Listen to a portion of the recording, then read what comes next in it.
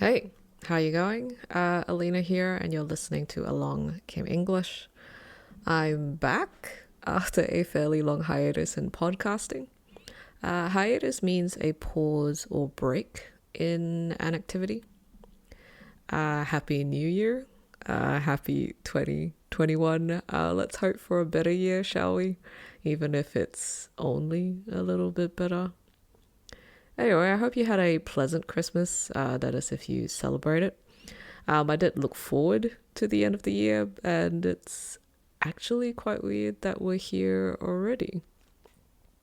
It's been a while since my last podcast episode about charities. I did that in March 2019, almost 2 years ago, while I was backpacking around Japan. I thought that I could do the random episode while I was traveling, but yeah, I was wrong. Now, I won't talk about my travels on this episode, but I spent a few months in Japan and then about 4 months in Europe later in that year. And I was moving fairly consistently from place to place about every 2 to 4 days.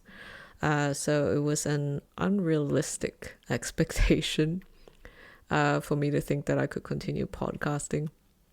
So for today's episode, I'll do a quick update about Along Came English and what I've been doing in the space, and then look back on my goals for 2020. Just so you know, I'm not going to recap or review the events of 2020, so don't expect anything like that for this episode. I also recently opened a Patreon account, so if you like what I'm doing here, please consider supporting Along Came English. We actually have our very first patron, Pierre. Thank you so much for your support. Much appreciated. If you're listening to the podcast on any podcast platform, transcripts are available on the website in the podcast section. If you're watching or listening on YouTube, you can read the transcript as you follow the episode. All right, well, let's start with updates for Along Came English. If you haven't noticed or you're new to this space, I've been working on the YouTube channel and the website. So Along Came English has its own website domain now, alongcameenglish.com. You can also Google Along Came English and it'll show up. Unfortunately, my old WordPress website still comes up, but if you find yourself there, I've put a link that should lead you to the right website. Anyway, I've been uploading videos pretty regularly on YouTube, or trying to anyway. I'm still figuring out an appropriate schedule. I've got just over 50 videos with English explanations. There are also videos for the podcast, and there are web pages for each video and podcast episode on the website. I've actually uploaded more content, but I've also taken some down because I thought I could do them better. It has been and it is a learning process. Apart from the video and sound quality, I want to make sure that my explanations are clear and understandable. And I actually spend quite a bit of time researching and organizing the materials to make them presentable. But I'm aware that I may not always be successful with that. So some of the videos may look like re-uploads, but they're really not. Anyway, I'm happy to learn from my mistakes and make better content. And I've actually been looking forward to getting back to podcasting. It took a while because I moved to a different podcasting host. And I wanted to upload all my podcast episodes to YouTube. So now we're up to date, and here we are. So a quick explanation about the content here. So the stuff on YouTube is a mixed bag with videos and podcast episodes. The videos are meant to be straightforward explanations about grammar, vocabulary lists, easily confused words or phrases, etc., with corresponding web pages on the website. This is really why I'm not that personal on videos. They're a bit more formal, I think. And then the podcast episodes are meant to be listening or audio resources that are a bit more personal, a bit more casual, I share stories from my life, make references to pop culture, movies, news, etc. I know some of the previous episodes are more like vocabulary-less, but they're still kinda casual. And moving forward, I'd like to do more talking on the podcast rather than vocabulary-less, but we'll see how this develops. And the podcast is currently available on iTunes and on YouTube, and should be available on Spotify soon, I hope. Each episode should have transcripts available on the website, but I've also added the transcript to the podcast videos on YouTube as well. And I also recently opened a Patreon account. Unfortunately, I can't do much there because of time constraints. But if you like what I do or find my content useful, please consider supporting Along Came English. Creating online content takes time, and growing this space also requires some financial investment as well. So please subscribe, follow, like, tap the notification bell, share. Now, I still haven't figured out what to do with the Facebook and Twitter accounts. So if you have any suggestions, please feel free to leave a comment. Well, if you have any suggestions or constructive criticism in general, please feel free to leave a comment anyway. Okay, let's move on. So I was contemplating whether I should talk about some of the events of 2020, but everybody's been talking about it. I think we've had enough of it. I have 2020 fatigue. And I guess it's a bit weird to talk about my 2020 goals in the new year, but that's just how the schedule worked out. Yeah, I'll have to work harder on my schedule for 2021. Anyway, Netflix released a mockumentary called Death to 2020 from the same creators of Black Mirror. Mockumentary is a combination of the words mock and documentary. It's a type of film that depicts fictional events but presented as a documentary. I watched this a few days ago, and while it's a mockumentary, it reviews real events of 2020 in a sarcastic way. I actually found it really entertaining, so if you have Netflix, I recommend it. So looking back on my 2020 goals, actually, let's start with what New Year's resolution means first. So according to Wikipedia, this is a tradition where a person resolves to continue good practices, change an undesired trait or behavior, to accomplish a personal goal, or otherwise improve their life. To be honest, although I've heard about having New Year's resolutions or seen this in movies growing up, I've never really practiced it myself. But at the start of 2020, I actually made a list of goals I wanted to accomplish or achieve. I think my intentions were more practical because I wasn't sure I was coming back to stay for the long term. So these were more like short-term goals or plans.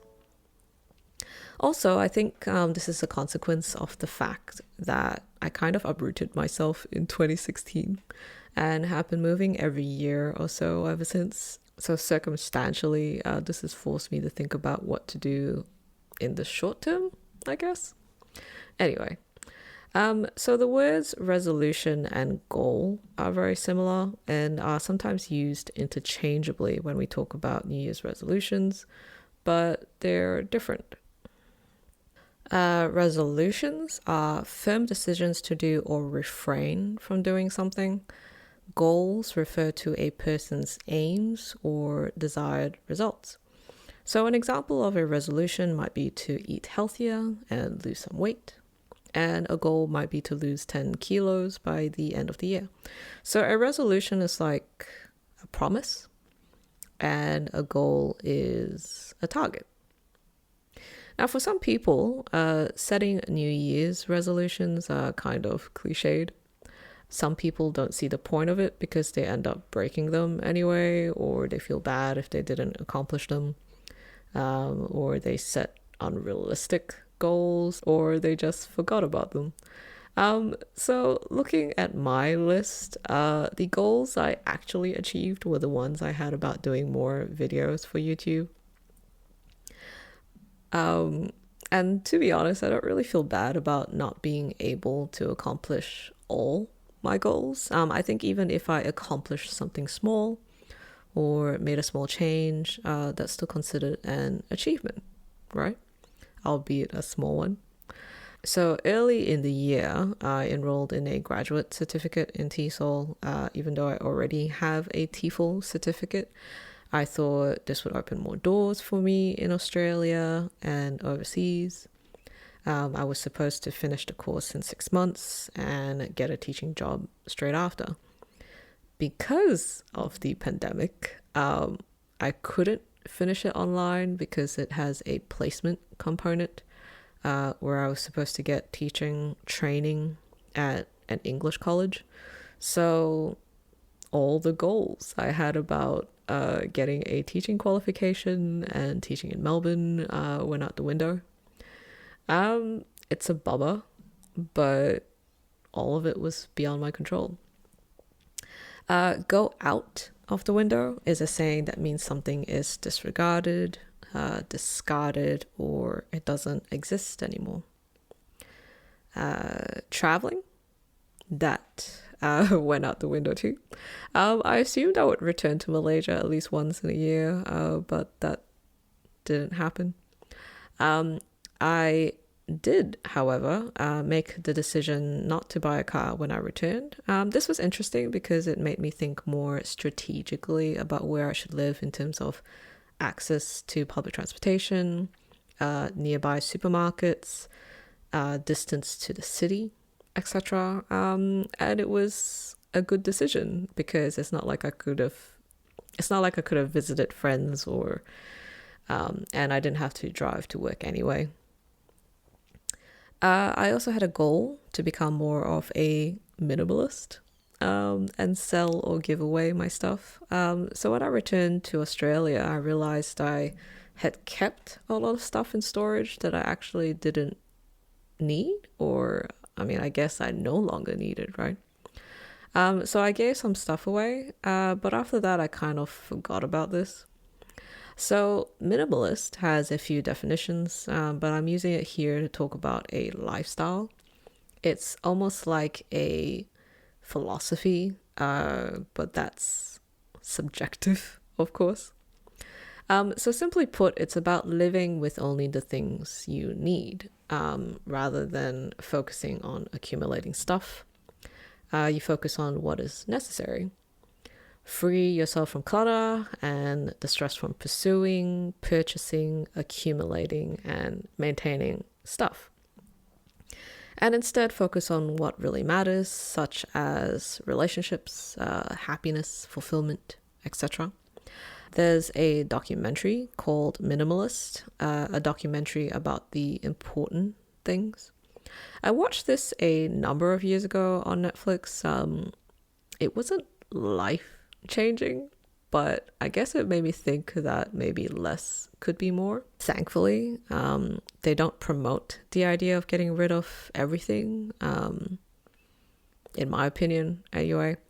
In a way, it was kind of similar to Marie Kondo, who is a Japanese organizing consultant. It's okay to keep things that make you happy, but discard the things that you don't need or haven't used for a while. And things that make me happy are art decorations. Even though they're mostly art prints, they were the things that I refused to get rid of, even though they can be easily replaced. I know the wall in my videos is usually bare because I don't want any copyright issues, but I have a small collection of my favorite artworks and prints on my other walls. Anyway, while I was traveling, I realized I only really needed a week's worth of clothes. If any had worn out, I would just go out and get it replaced. If I felt I wasn't wearing certain clothes regularly, then I would discard them.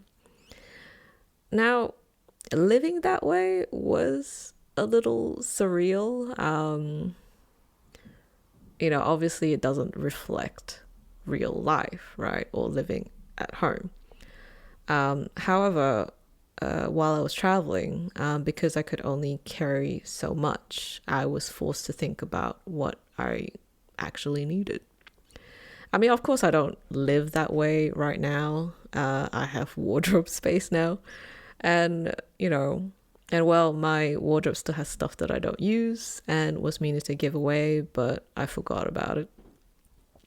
Now, I don't wholeheartedly subscribe to minimalism, but it has some merits. For one, I now know that I don't need that many dresses. I contemplate if it's worth buying new clothes when I browse online shopping websites. I should finish things before buying their replacement. And because it's only me, I don't need to buy in bulk, so I need less storage space. And I'm more mindful of buying enough food for myself, so I reduce waste. So I guess I can say I'm kind of living a minimalist lifestyle in terms of buying and eating. Anyway, enough about minimalism. So moving on to the other goals I had. Finding a church nearby and going there regularly. So this was because I hadn't attended a church, I think, for about a year up until that point when I wrote this. Again, this went out the window because of the pandemic, so it's been 2 years. I did have Zoom meetings fairly regularly with a friend's church group, so I did accomplish this somehow, even though they're not local. Improve posture. I actually forgot about this. Exercise. I did try numerous times to get into a habit. I even bought a mini stepper machine, but motivation was a problem. I blame 2020. I mean, at least I attempted to try to get into an exercise habit several times the past year, so maybe that's something. Moving forward, I'd like to keep trying, even though I haven't been that successful. Mindfulness exercises. Now, these aren't physical exercises. This is about practicing meditation, breathing methods, and other practices to relax the body and mind, reduce stress, etc. This didn't really happen either. I downloaded a few apps, but that was kind of it. I was genuinely interested in this when I wrote this down, but this was not a priority at all for me. But I would like to give this a proper try one day. Stop playing with my phone while watching TV. Do you do this? I don't even know when this started. Like, I don't even spend that much time on social media. I play games. And I think I tried to do this at the start of the year, and that was it. Yeah. And it's weird. I didn't used to be so attached to my phone, but now I've become quite attached to it. I should probably try to manage this issue before it gets worse. Read. So I managed to read 2 books this year. It's not a lot, but it's something. And I've been trying to read more books in the last few years, so this is kind of an ongoing goal, I guess. I think I managed two books last year as well while I was traveling. I told my friends about it, and apparently none of them had read any books in 2020. So it kind of feels like Netflix and YouTube and social media has kind of taken over our lives somehow. Anyway, next year I'd like to read more than 2. I bought a book about a month ago and started it, but I got distracted and haven't picked it up for a few weeks. I'll have to get over that. So looking back on my 2020 goals, I think I didn't do too badly. Most of the ones I didn't accomplish were because I had forgotten about them or that I had prioritized other goals that I felt were more important. And some of them I couldn't accomplish because of the pandemic, so they were beyond my control. And also, I think I can't really be too hard on myself anyway, because last year was pretty much a pause button on a lot of people's lives. Overall, I don't think I was that unrealistic about what I had listed. I think I was more mindful of goals that mattered to me throughout the year. So I think it's fair to say that the ones I had forgotten were ones that were not as important to me. So moving forward to 2021, I don't think I really have any new goals. I feel like 2021 is the year to actually do things that you couldn't in 2020. So I would definitely like to complete my course and continue growing Along Came English. I would still like to be more active and lose a bit of weight. That would be nice. And read more than 2 books. Yeah, I think that's it. I think I'll finish here. Subscribe and like if you found this useful and interesting. Please check out the website and consider supporting Along Came English on Patreon. The links are in the description below. But yeah, it's nice to be back podcasting again. Happy New Year. Thank you so much for listening. Stay safe. Have a good day, and I'll catch you later. Bye.